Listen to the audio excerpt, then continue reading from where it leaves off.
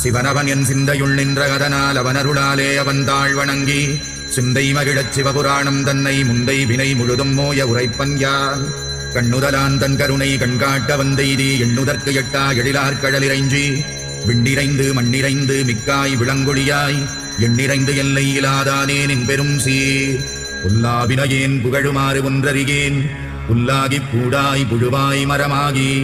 பல்விருகமாகி பறவையாய் பாம்பாகி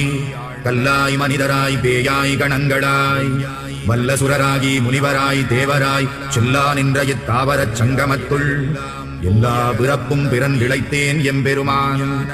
மெய்யே உன் புன்னடிகள் கண்டின்று வீடுற்றேன் உய்ய என் உள்ளத்துள் ஓங்காரமாய் நின்ற மெய்யா விமலா விடைப்பாகா